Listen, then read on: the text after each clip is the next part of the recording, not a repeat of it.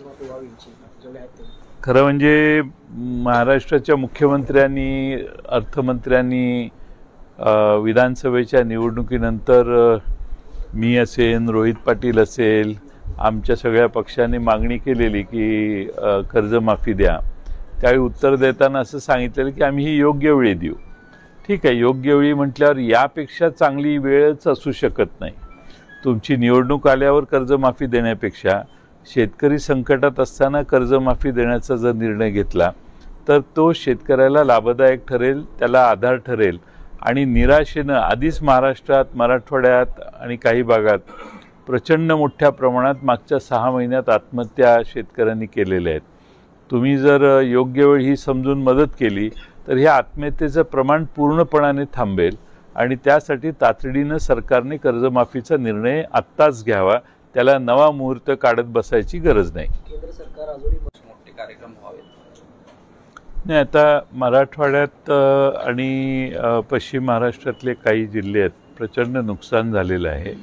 लोकांचे संसार म्हणजे संसारच वाहून गेलेत असं म्हणा तुम्ही. आणि त्यामुळं सेन्सिटिव्हिटी फार आहे या प्रश्नाची. लोकांच्या भावना फार तीव्र आहेत. शेतकरी प्रचंड परिस्थिती जी झाली आहे त्याच्यावर अत्यंत संकटग्रस्त आणि अतिशय शेतकरी नाराज झालेला आहे निसर्गाने जो कोप केला त्यासाठी. त्यामुळं आता ते ज्याचा त्याचा निर्णय आहे की आपण काय, कोणते कार्यक्रम करायचे आणि कोणते नाही.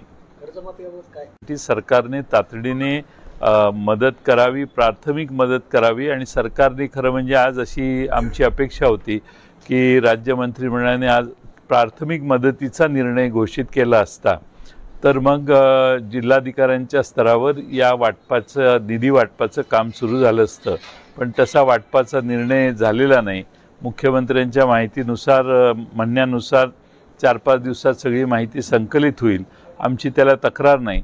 पण जे प्रथम दर्शनी ज्यांचं नुकसान झालं आहे त्यांना 5,000 रुपयाची मदत फार अपुरी आहे.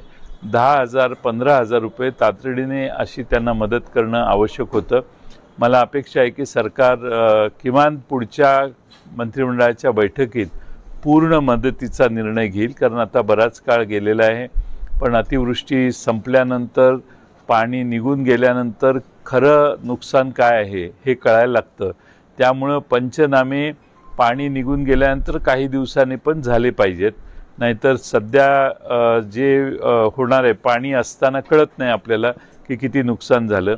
पाणी उतरून गेल्यानंतरही त्यानंतरचे नुकसान जे आहे त्याचाही असेसमेंट सरकारने केलं पाहिजे. संकट आणि नुकसान पाहता मोठे कार्यक्रम टाळावेत प्रस्तावाची गरजच काय? बिहारमध्ये लोकांच्या खात्यावर पैसे नाही, प्रस्ताव राज्य सरकारने द्यायला ती पद्धत आहे, द्यायला पाहिजे प्रस्ताव. राज्य सरकारची असेसमेंट पूर्ण झाल्यावर राज्य सरकार प्रस्ताव देईल. पण केंद्र सरकार आता आपलंच आहे अशा भावनेनं राज्य सरकारने त्या आत्मविश्वासाने केंद्राकडून येणाऱ्या मदतीची वाट न बघता आपली तिजोरी मोकळी करावी. आणि जेव्हा राज्य सरकारची मदत येईल त्यावेळी ती होईल. पण NDRFच्या नॉर्मप्रमाणे मदत वगैरे असं कृपा करून करू नये. आता NDRFचे नॉर्म जुने झाले आहेत, महागाई वाढलेली आहे आणि संकटही तेवढंच मोठं आहे. त्यामुळं भरीव अशी मदत द्यावी अशी आमची मागणी आहे.